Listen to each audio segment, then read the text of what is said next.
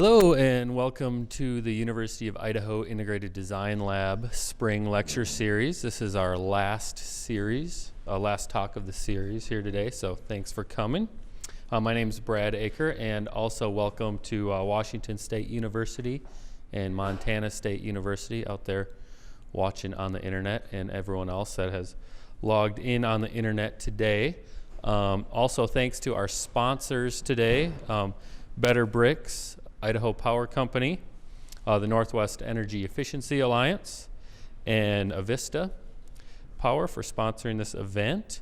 Don't forget, for those of you here in the room, to sign in back there and sign the AIA sheet too if you need continuing education credits. And those of you online that need continuing education credits, we'll be sending out a short test after that to validate that you watched this. As I said, this is the last talk in our spring lecture series, so thanks everyone for coming by. But we are still continuing with the BSUG, the Building Simulation Users Group, that meets here on the second Wednesday of each month, so check that out.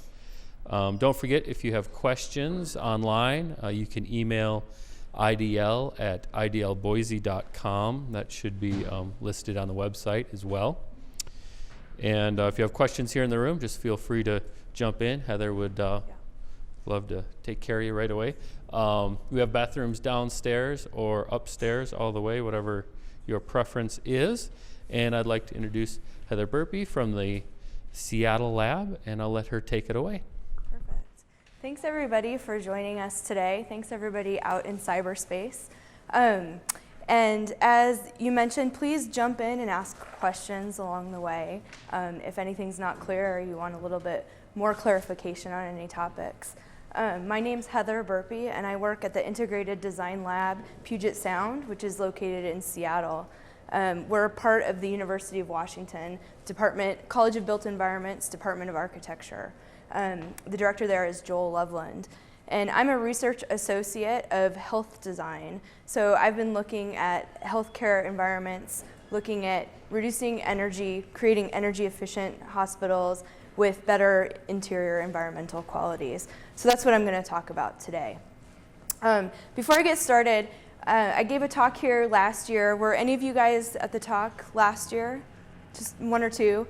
And then who's in the audience? Do we have architects, engineers, facility managers of hospitals, contractors, landscape architects? Did I miss anybody? Okay, so just that gives me a feeling for who I'm talking to. So I'm going to do a little introduction of energy use in hospitals, what it means to how much energy hospitals use, a little background research that we've done, some examples of operational hospitals that we look to as precedents, and finally our most recent work, energy simulation and cost studies in high performance hospitals. So really this talk is walking down the road of the work that we've been doing for the last really 3 years in the lab in Seattle, and the work that I've been involved in. And it's the work that I've been doing, but it's really with a team of people. I mentioned Joel Loveland, he's the director. We've worked a lot with Mike Hatton of Solarc Architecture and Engineering in Eugene. He's a principal engineer, and he's been doing a lot of energy modeling for us.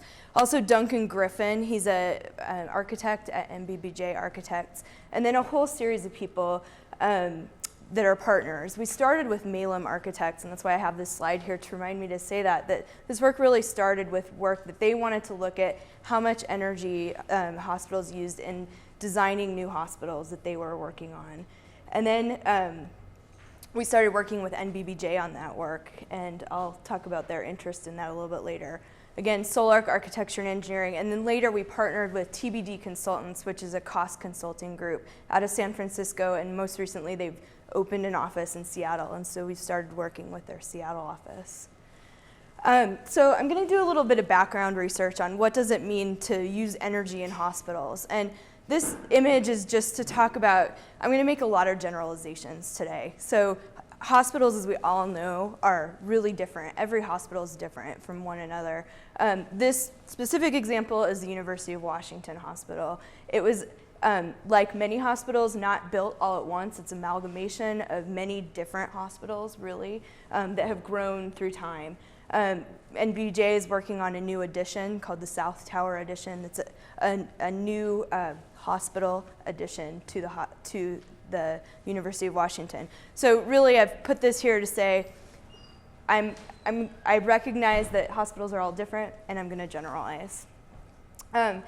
So why look at energy efficiency in hospitals? This is a Metropolis magazine, a journal that comes out for architects, saying architects pollute. Well, here's a little context to that. So this graph is talking about total energy use in the US. It's a data from the 2030 challenge. So talking about all energy use in industry, transportation, and buildings. Buildings use almost half the amount of energy, total energy used in the US.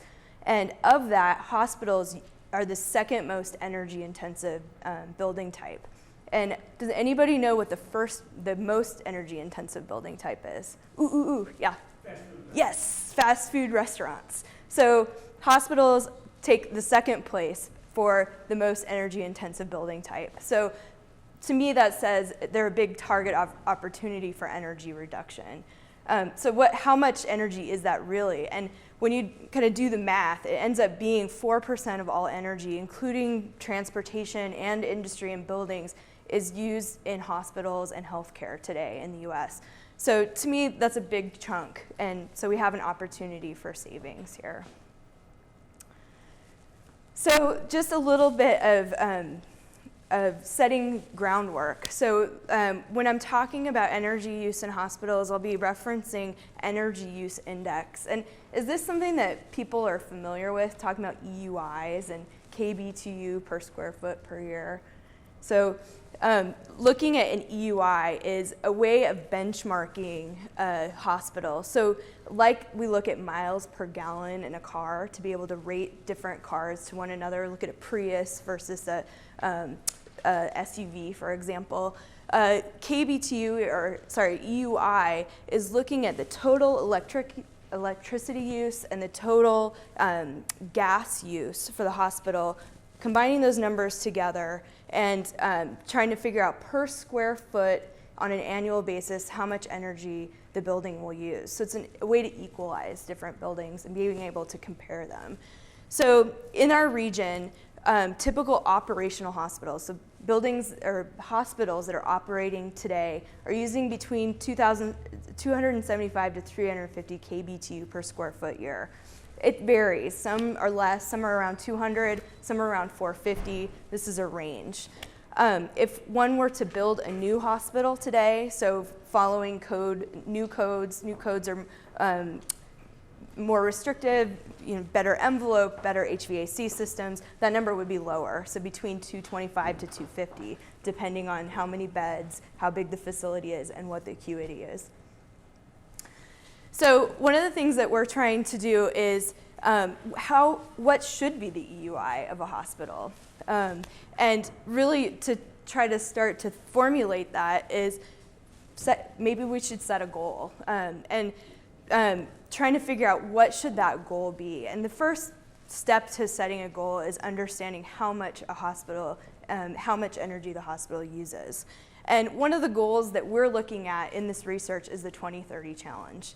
The 2030 challenge is an energy reduction goal, which eventually targets carbon, but it does it through looking at energy, total energy use. In 2000, and it does it by looking at average operational energy use. So by looking at a database called CBEX, the Commercial Building Consumption Survey. So in 2010, the goal is to reduce energy use by 60% of operational energy use compared to this database. So that's something that I'll be referencing in our work, is trying to reduce operational energy use by 60%. Now, that's a very, very profound goal. It's a very aggressive goal, but we thought, let's try it. Let's see if we can do it. One of the reasons we wanted to do this is that NBBJ, as a firm that we work with a lot, we call it a firm-focused partner, and they've taken the 2030 challenge on as a firm-wide goal for their firm. And they do a lot of healthcare work, and so they wanted to understand what does it mean to meet the 2030 challenge in a hospital. And so we've been working together to try to understand what that means over the last 3 years. So this is starting our initial background research. So this is research that actually dates back a couple years. And I'm going to walk through this pretty quickly, but it'll reference later in the most recent research. So this was our initial research to try to understand how much energy do hospitals use and how can we reach the 2030 challenge. This is kind of a complicated graph, but I'm just going to explain it quickly. So these bars represent an energy modeled hospital, a 225 bed hospital.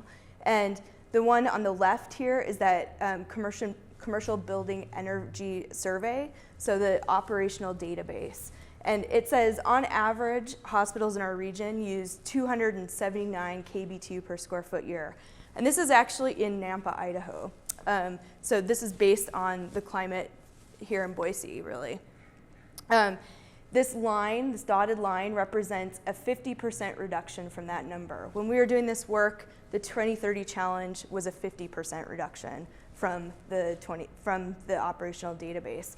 So we were asking, can we meet the 2030 challenge through different energy reduction strategies?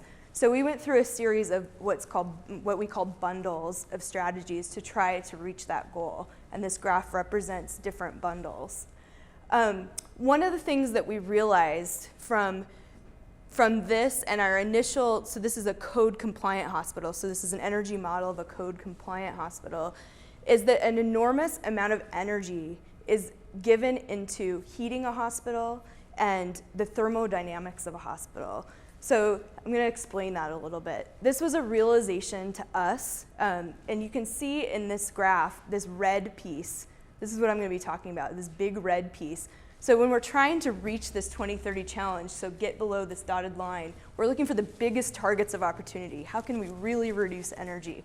Well, we want to hit the most energy intensive pieces first. So one of the things that we realized is the thermal balance point of the hospital was at 12 degrees. So what that means is the loads within the hospital, so the people and the equipment and all the things, the lights, all the things generating heat inside, were generating enough heat without adding additional energy to create heat until it reaches only 12 degrees outside in Boise. So really, you almost never need to turn on the heater in the hospital. But the irony in this situation is that 50% of all the energy is spent on heat. So there's a conflict here. It doesn't make sense. So we're spending a lot of energy on heating even though we don't need it. So that's where we realized heating is our biggest target of opportunity here. So why? Why is that happening? And so what we realized, and this is something that used to happen in commercial office buildings a lot, it still happens in hospital applications, and that is terminal reheat. And have you guys heard of terminal reheat? Probably the mechanical engineers in the room all say yes.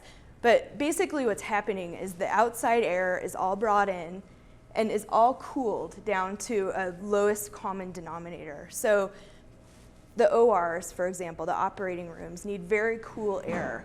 And so all the air is brought down to that low temperature and then is redistributed through the hospital. Well, most rooms, you want a warmer temperature than you want in the OR. So the air is reheated to a more comfortable temperature. And that simultaneous cooling and then reheating uses a lot of energy. And you remember that stepping down graph with the red, I think it's here, that is that reheat energy. So that became a big target of opportunity for us to try to re-envision the system so we're not using so much energy for reheat. So what we did is we looked at different strategies to bundle to try to reduce energy to 50% of the operational average, which is CBEX. This first bundle is the Green Guide for Healthcare. The Green Guide for Healthcare has a few strategies that they recommend. We realized some savings with that, but what we really realized is we had to reevaluate the systems as a whole and to reach the 2030 challenge. And I haven't talked about what exactly went into that package, but some of the things that did, I'll show in the operational examples here through our Scandinavian experience. So what we really wanted to understand at this point of our research is, so this is a great idea. We've done a lot of research. We have a theory of that we can reach the 2030 challenge, have a hospital that hits this almost, say, 120 kBTU per square foot per year, but can it be achieved in reality? So around this time, Joel Loveland went to a health design conference in, I think, Orlando. It was a national health design conference. And a design firm from Stockholm, Sweden, White Architecture, was at that conference. And they gave a presentation on the new Karolinska Solna Hospital that's being designed for Stockholm. And at the end, he asked, what's the design EUI for the hospital? And he thought, well, maybe they'll know, maybe they won't.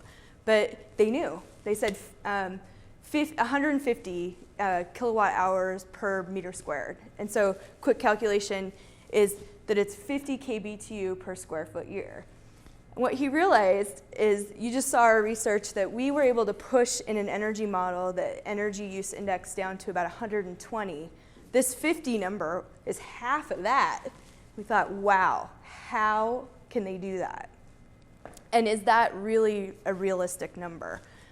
So at that time, I got an endowment to go to Stockholm, Sweden, to study with White and to look at some operational examples of high-performance hospitals in Scandinavia and see how were they implementing these energy efficiency strategies.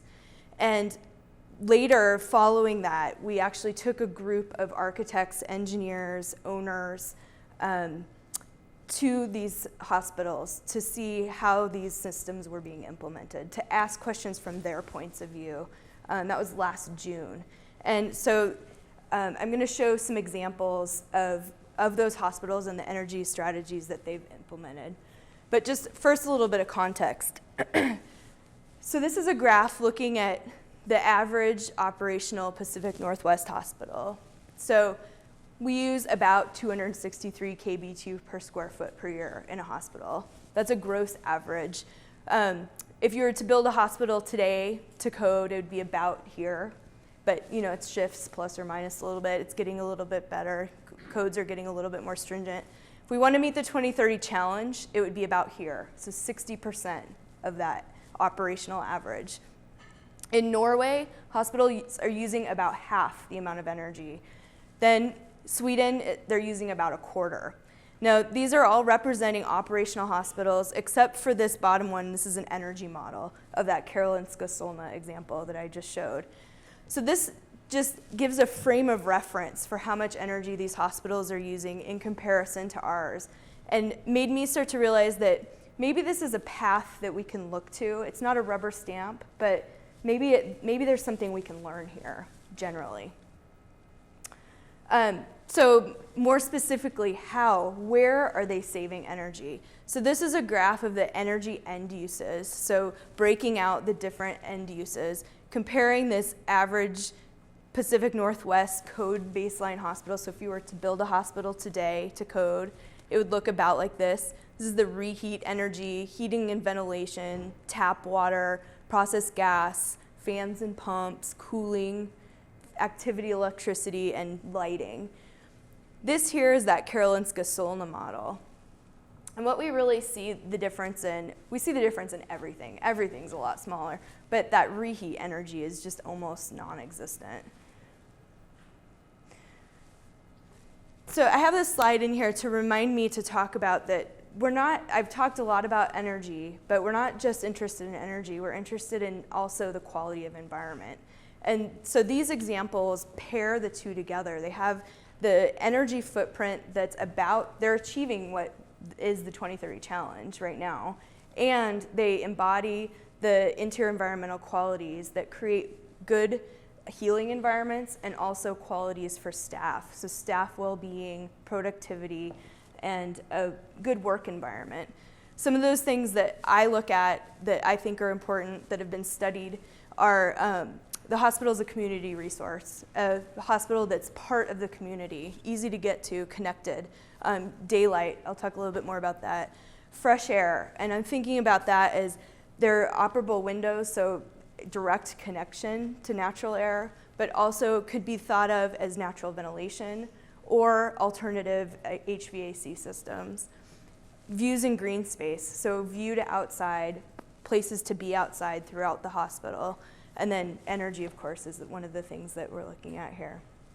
So a little bit more about daylight. This is something that's really close to my heart, and the lab network started as daylighting labs, so it's a really important thing that we look at as part of the quality built environment.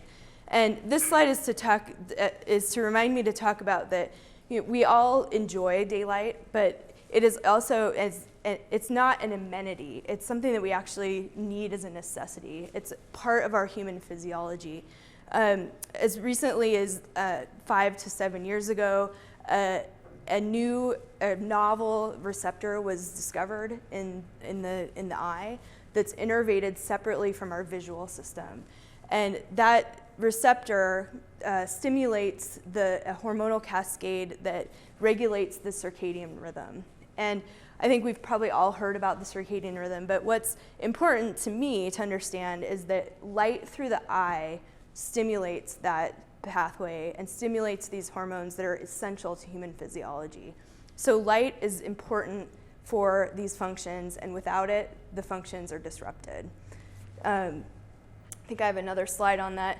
And this is showing these normal cyclical behaviors of temperature, melatonin, serotonin, cortisol. These are essential hormones in our bodies. If we don't get true light, daylight during the day, and essentially blue light in the morning, amber light at night, like we evolved with the sunrise and sunset, and true dark at night, that system gets disrupted.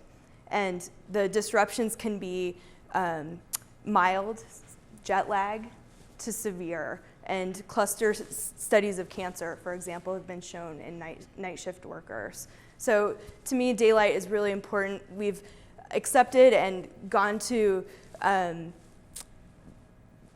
designing for patient care and creating high quality healing environments for patients, but I think it's as equally critical or more critical for staff environments, for staff that come in at very early parts of the morning in the dark and leave at night, 12-hour shifts, leave in the dark, never see the light of day. So this is a passion of mine. This is showing a waiting area for a cancer care area for visitors, and then this is a work area for nurses in a hospital in Florence, Italy. And what's unique about this space is it essentially is it's a steep slope site, so essentially would have been an underground space, deep underground, but the architect has created a light well there so that those nurses have access to that natural light through their shift. One of the reasons that Scandinavia is an interesting place to look at as far as hospital form is they've really shifted the paradigm of how they're building their hospitals. These diagrams are to show that they've shifted from this really deep diagnostic and treatment block, which is in blue with all the heavy functions of the hospital with the patient tower stacked on top or to the side. And at first they shifted it to the side into looking back to this Florence Nightingale pavilion model, so moved it to a horizontal model, which creates the opportunity for opening that diagnostic and treatment block to interpenetrated courtyards, so creating access to light and air and view within that diagnostic and treatment block. Then there's a precedent that we'll see that's the unbundled model, so pulling that apart even more into separate buildings, so different centers of care in different buildings. And then finally, this Karolinska Solna model is kind of bringing those two together. So it's a very urban example, but bringing lots of air, view, light into the model, both horizontal and centers of care together. This is to remind me to talk about the Scandinavian study tour that this is following the tracks of that. This presentation is following the tracks of that Scandinavian study tour and the group that we took on that. And I think one of the big lessons learned from this group was that what they saw there, they were, I think, expecting to go down into the facility, or the central plant, if you will, of the hospital and see a jet engine, something they've never seen before, that are making these hospitals energy efficient. But what they realized is that what the technologies that are being used are things that we can do here today. It's nothing that we haven't seen before. They're just being implemented in hospitals. They're being implemented here in other building types, not in hospitals. So I think that was a big revelation for the group. So the first example here is Ríkshospitalet. I'm just going to show a few examples, and each one I'm going to show one of the strategies that we then took as an idea, as a group, to implement into our next, what we're calling the Target 100 project. So this is Ríkshospitalet. It's a pavilion form hospital, and here's the graph that we saw earlier showing its energy footprint. Using about half of the energy that a typical Pacific Northwest hospital uses, it would be meeting the 2030 challenge. So one of the interior environmental qualities, I'm not going to talk a lot about that, but this is the diagnostic and treatment area, so you can see that access to light and air is possible there. This is the interior streets, the connectivity between the diagnostic and treatment and the patient care areas, bridges across between. And this area is naturally ventilated and has abundant daylight. This is one of the patient rooms, and you can see that the patient rooms look a little different than our patient rooms here in the US. But one of the things to note here is that they're using displacement ventilation in the patient rooms. So displacement ventilation is the process of bringing in the fresh air low. So this is sidewall displacement ventilation, so it's coming in this cabinet. And then it uses the natural buoyancy of the air as it heats up and the piston effect, and then it exhausts high in the space through this cabinet here. So rather than this little beaker diagram shows typical mechanical systems are mixing the air and relying on that mixing to happen, this is pushing the fresh air in low and pushing it up, and so it exhausts out all fresh. Mazzetti and Stantec, two mechanical engineering firms, are studying the applicability of displacement ventilation in hospitals for the US, and they've done remarkable studies and in-depth studies to show that it is effective and that it could be applicable in US hospitals. It has not been approved by the NIH, but it's very, very close to being approved. One reason that this is important to look at is that it can save a lot of energy. The number of air changes per hour can be reduced, and the amount of tempering of the air can be minimized, as well as the shaft size for the air. This is Akershus Hospital, so very similar idea, concept for the form of the hospital. It's a pavilion-style form. It's also outside of Oslo, so it has this pavilion style with the patient wards on one side, the diagnostic and treatment on the other, with these planned enclosed courtyards again. But it was opened in, I think, 2008, and designed by C.F. Moeller.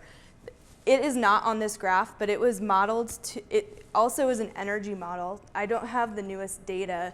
It's only been open a year. So it was modeled to use 60 kBTU per square foot year. And one of the big reasons is that it has a big ground source heat pump. So that knocks down that energy use phenomenally. This is just a diagram of their ground source heat pump. And I didn't put it on the slide, but one of the strategies that I thought was pretty clever here was that they, with ground source heat pumps, often it becomes a staging issue with construction of land use and trying to figure out how and when one would build it and where. And one of what they did is they leased the farmer's land right next door. So they were able to build the ground source heat pump simultaneous to building the hospital, built the ground source heat pump, then covered it back over. And so they're leasing the land underneath for the ground source heat pump. And now the farmer's farming over it. So I thought it's a unique situation for them to have that adjacency, but it was a clever solution to a sometimes difficult problem. Another strategy that they're using, and is common everywhere that we see, and is one of the solutions for the reduction of this reheat energy, is radiant heating. So this is a radiant heater in the lobby, and I'm actually telling a little fib here. This is not Akershus, this is a different hospital, but there's radiant heating underneath the window here.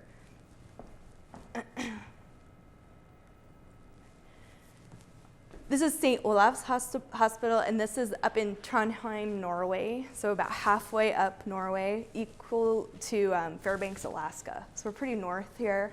Never gets dark in the middle of the summer. And this is the unbundled concept. So in this diagram, you can start to see it, and here we have the Women and Children's Center, the Neuro Center. Here you can see this is the hospital that they are replacing with these new centers of care.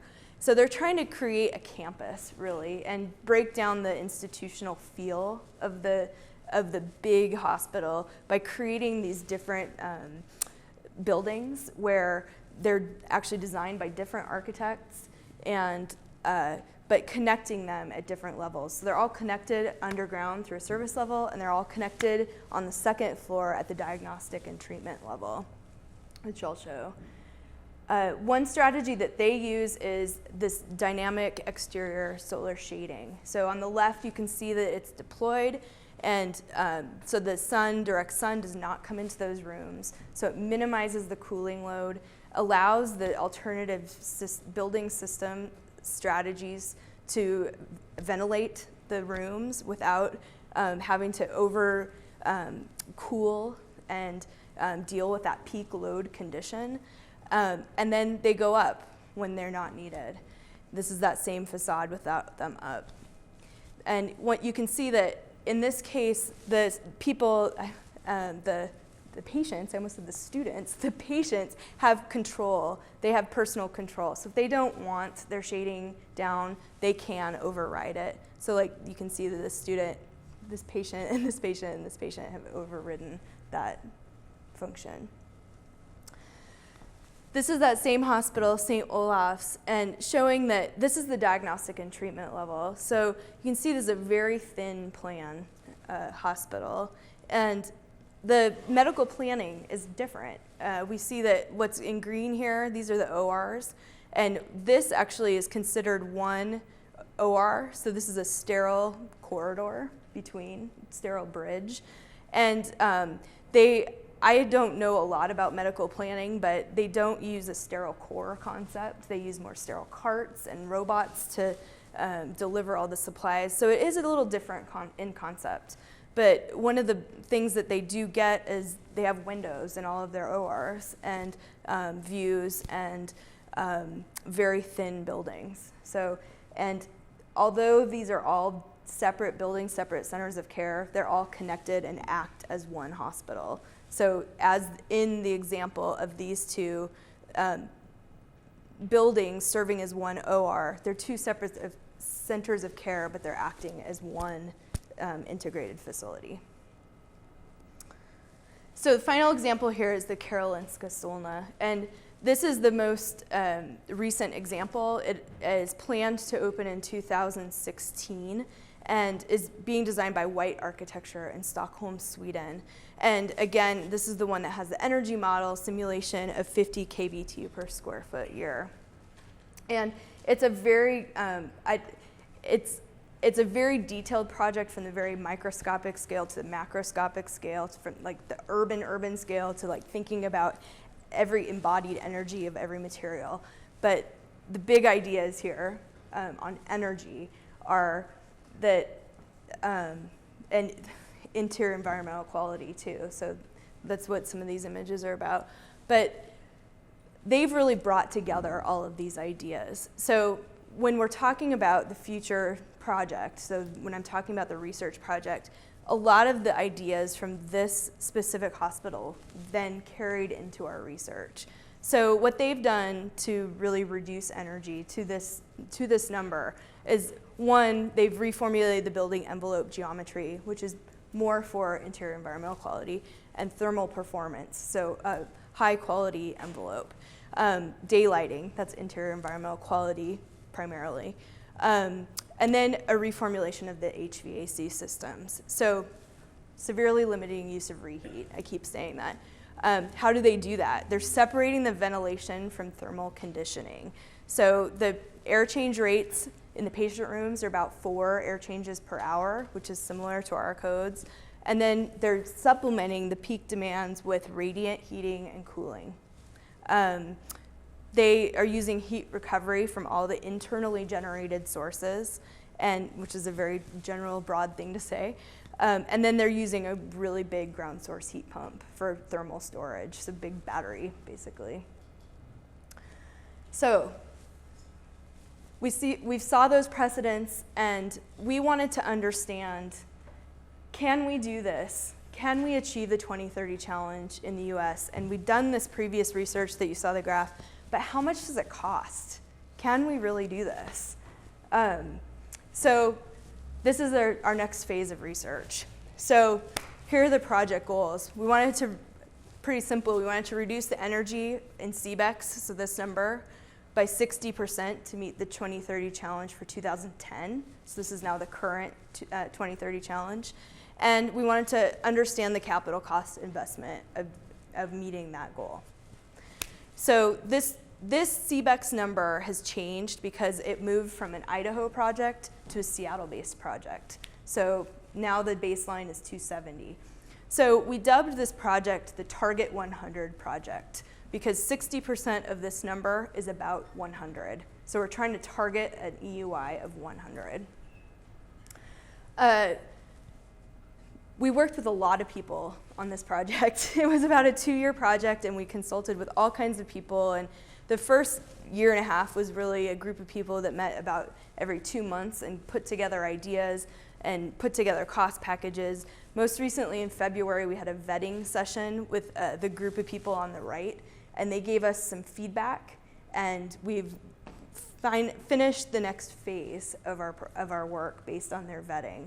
And these are some people that we really respect a lot. They're architects, engineers, hospital owners that we think could give us really good advice on the project. So I'm going to walk through the project, and I'm going to try to make it as clear as possible. So basically we had 2 architectural schemes. We had what we're calling the typical scheme and the perforated scheme, scheme A and B. And we held constant between the two, site coverage. Scheme A is a little bit less site coverage. The program's the same between the two. They both have a basement. They both have the same square footage for the same number of patient beds, et cetera, same number of ORs, things like that. The window to wall ratios are the same. The sheer number of windows is greater in the right-hand scheme, but the ratios are the same. Interior finishes, schedules, things like that are the same. The major assumptions that we made are that it's important to remember this is at a very schematic level of design. It's not a finished project. It's not costed at a finalized construction documents level. And we assumed that it was an integrated, bundled approach. So you can't take one thing out and assume that everything else would stay the same. It all has to stay together. And then we wanted to make it code compliant. So we wanted to understand, can we achieve 60% savings in our code compliant nature today? So this is typical hospital form. We're not advocating that this is great, that the one on the left is great architecture. It's just a really simple form. The one on the right took a cue from the Karolinska Solna model. So option A, So we had 2 architectural models and then 3 energy options. So the first one was code baseline. So we have to have something to mark it against. So following the ASHRAE 2004 as a code baseline. Yeah. Are there major differences in the European code with regard to our code? Well, yes and no. I think that could be a longer discussion, but I think the biggest thing that's different, the air change rates aren't very different. They definitely separate thermal tempering from the need for fresh air, from ventilation air. The biggest thing is comfort range. Every room has an operable window, and that allows an expanded comfort range. I think there's a cultural difference in what we accept as comfortable. When it's cold, there's a willingness to put on a sweater. When it's warm, there's an acceptance that it's warm, and there's a window that one can open and have a little bit of connection to outside and a little bit of breeze. So there is an expanded expectation. So that was one reason for doing this project, is to understand within our code regimen for keeping this comfort range similar, to not have operable windows because that's not what our standard is. How is it possible to reach a lower energy use, and how much more does it cost, or does it cost more? So that's kind of the simple answer. So the second energy option is, we call it option A2, is using a ground source heat pump. So that's the big differentiator. But basically we had the code baseline, the target 100. So we're trying to achieve the 60% energy reduction, and we're using a ground source heat pump at the central plant level. When we had a vetting session in February, there was a desire to understand what happens if you can't build a ground source heat pump. If you don't have the land, you don't have the time, the logistics, the ability to do that. So what happens if you have a really efficient central plant, a really efficient heat recovery plant? So heat recovery chillers, really efficient boilers. What happens then? So this is kind of taking a stake in the ground of baseline, target 100, and then heat recovery plant. And then we're comparing to operational examples. So the CBEX database, and then this Pacific Northwest average database. Mike Hatton, along with the Northwest Energy Efficiency Alliance, has compiled a second database of hospitals that they know how much energy they use. It's a database of about 12 hospitals. And just for us to understand, we know how big they are. We know what is included and what is not included, for example, parking, square footage, et cetera, to validate the CBEX data. So then just to conceptualize the different strategies that we used, we looked at architectural systems, building systems, so the mechanical systems that are throughout the building, and then the central plant systems. And we really took a bundled approach. So it requires taking all of these together to understand, to take the results. So in the architectural systems, we looked at high performance envelope. So we've talked about this, balancing the heat loss and radiant comfort with thermal performance. One of the big things here is solar control. So we wanted to minimize the peak cooling loads and increase thermal comfort. But the big thing was minimize the peak cooling loads so that we were able to implement the building systems that we wanted to. So, and then daylighting. So increasing the interior environmental quality was a big factor for us, but also decreasing the electric lighting use was part of that.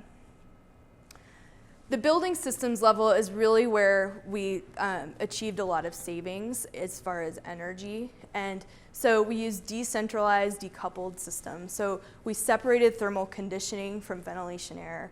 How we really did that is using 4-pipe fan coil units in the majority of spaces in the patient care areas. So another way to do that is using radiant panels or chilled beams. So we saw some of those examples in the Scandinavian models. Used optimized heat recovery from space heat and large internal equipment loads, and then lots of controls. So turning down HVAC systems when they're not used. So for example, turn down in ORs at night when they're not in use, and then also on the lighting systems. And finally, the plant system. So that's where we're talking about the ground source heat pump and then the heat recovery plant with the heat recovery chillers and highly efficient boilers. So this is just to show that these are all strategies that we use. This diagram is showing there are some strategies that we used like the most efficient thing. There are others that we used kind of the mid-efficient thing, like for example, windows. We wanted a product that you could use, that we could cost. We didn't use triple pane glass. You know, it wasn't like something you couldn't implement. And we bundled those together. So it's one solution to the goal. There are other solutions to the goal as well. So here are the results. So these are the energy results. This is another one of these complicated graphs, but we're looking, here's the CBEX data. This is that average Pacific Northwest operational database. And this is the scheme A versus scheme B. Code baseline here. So the code baseline comes out at 223 kBtu per square foot per year. This is with the ground source heat pump. We hit our target of 100 kBtu per square foot per year, which meets the 2030 challenge. This dotted line is the 2030 challenge, which happens to be 108 kBtu per square foot per year. And then this is the heat recovery plant. So it doesn't quite meet the goal of the 2030 challenge, but it is still pretty darn efficient using all the other systems. For scheme B, we have a similar energy profile. The baseline uses a little bit more. It has a more articulated envelope. And so, yes. So how much does it cost? This is, the data from this is compiled, or the report and the data is compiled into a 250-page report. So this graph feels like very small compared to me as a result graph. So this is the baseline. It's A1. A2 costs 2.7% more to implement all these strategies over A1. So that's the ground source heat pump. If you're to do the heat recovery plant, it would be 1.7%. We have a similar outcome for the perforated form. So what I like to look at is how does that relate to energy cost savings? So on the top here we have, what does it cost to operate this building? On the upper left, the code baseline, if you were to build this hospital based on code, it'd be $1.6 million. If you were to build the ground source heat pump, you'd save 44% per year on energy bills. So it's quite a savings. The next thing we did is we actually had a vetting session with the utility program in Seattle. And if there were a whole building utility program and they paid you $4 per square foot to implement these strategies, that would be a 1% cost reduction on the overall capital cost investment. So that would reduce the incremental cost to 1.7%. And if you can't read that number, that's $3.7 million or $4.4 million. One of the things that I've been talking about is interior environmental quality. And I put this slide up to here to remind me to say that we really aren't advocating for the building on the left. We started there, and what we really want is to implement the building on the right. There are a lot of high quality opportunities for high quality environments in a form that is more interpenetrated, that has planned enclosed courtyards. And so the reason that we did the analysis between the two is to look at how much more does it cost to build that. And this is what we found is it costs about 8% more to implement that. What we haven't done is an analysis of how much more productive is the staff, how much less turnover is there, how much faster do patients get well. There are studies that do that. That's not my expertise, but there's a trade-off, but I think potentially it's worth it. So this is the summary. Really, I think, how did we get here? And I think this last slide is that we really realized that it's an integration of people. We spent a lot of time around a table with architects, mechanical engineers, the contractors, cost estimators, utilities, owners and operators, developing this research. And I think that's what it takes to implement this in reality also. It also requires implementing an integration of the building and systems. So it's not just the people, it's the systems. And I think it also requires setting a goal. So not just hoping you'll get there, but setting a goal and tracking on that goal through energy modeling, and then benchmarking into operation. So understanding when the project is handed over to the ownership team, that there's a coordinated handoff and a plan into the operations and maintenance of the facility. So that's where I'm going to end this, and I'm going to open it for questions.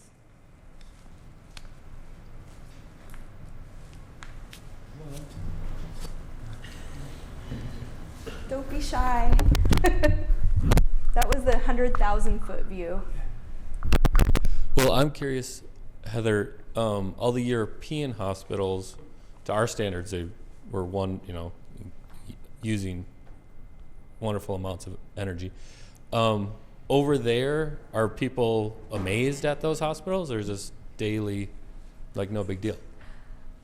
I think that's a really interesting question. I think that there's a cultural heart to when we go over and ask about, wow, how do you implement a building that has so much daylight? They're like, what do you mean? Like, how do you not? And it's part of the cultural phenomenon to have buildings that incorporate these aspects. So that interior street that I showed an image of, it's not unlike other public spaces in Oslo. Like, it looks like the bus station. And so I think it's almost an everyday thing. The energy side, there's more of an impetus to save energy. And they've just been doing it longer. And so I think it's part of it's a cultural phenomenon. I think there's more motivation on a policy side and a cost of energy side.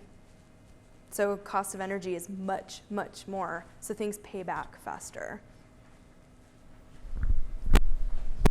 Don't forget out there in cyberspace to get your questions in.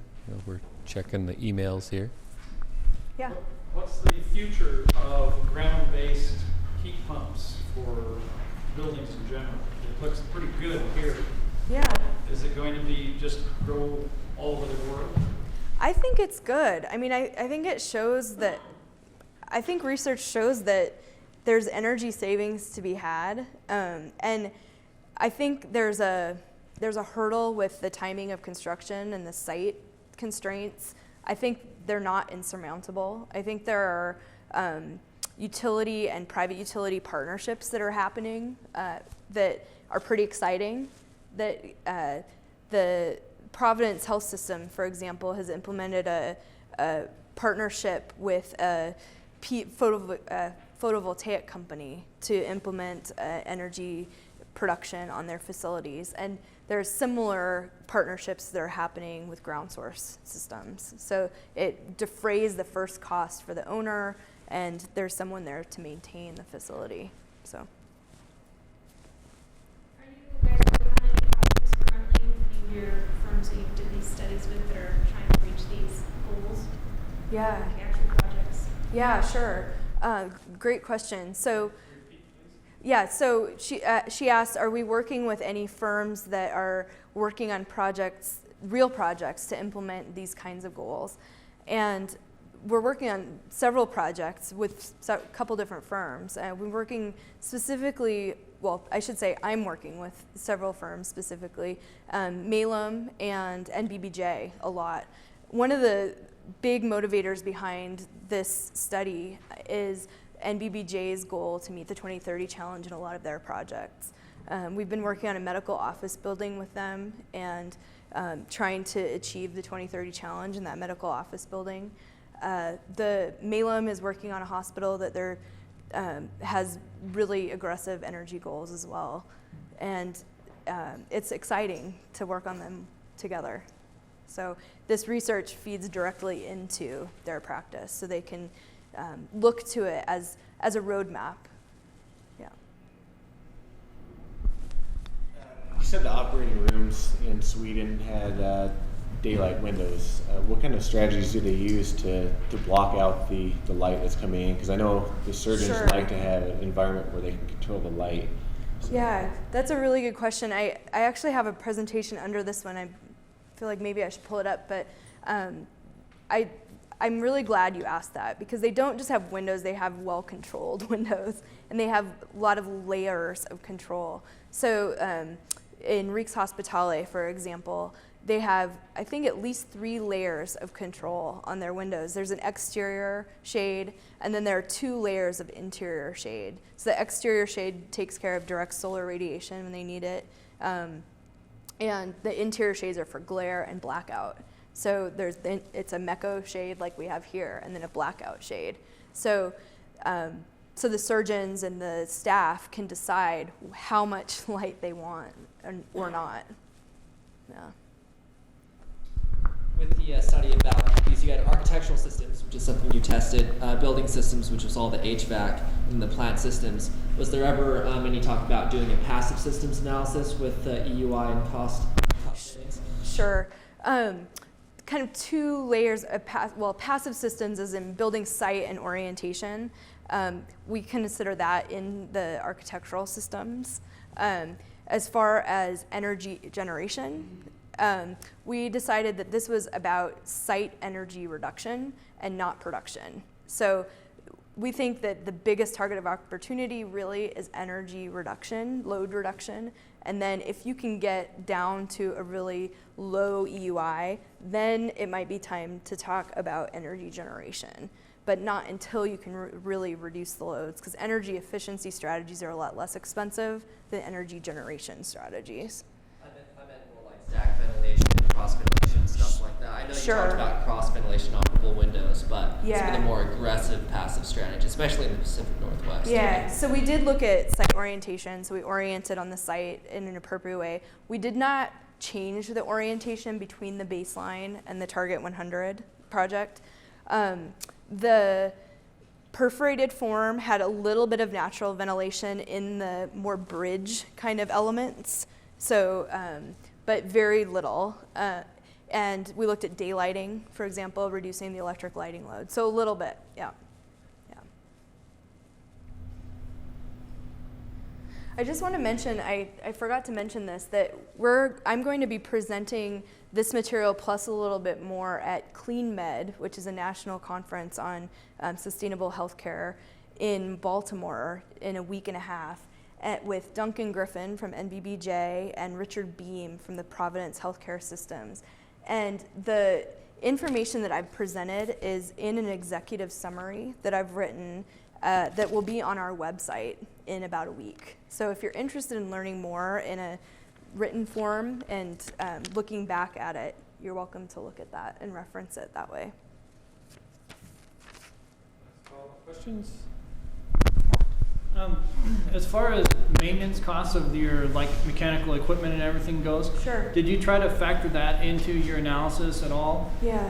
The reason why I'm asking is because in a typical hospital like we build now, it's a fan powered, or not fan powered, but it's a VAV system with reheat or something like that. Right. It's got a big central air handler, and you're talking about going to 4-pipe fan coils, which is essentially a little air handler in every single room now. Yeah. Just from my perspective, that's going to be a lot of added maintenance to the hospital staff. But Sure. what did your study show on Yeah, that? I think that's a really good question. I'm glad you brought that up. We talked a lot about factoring that into the study, decided that that's a whole nother study in addition. So we didn't specifically address that in trying to make dollars and cents out of it.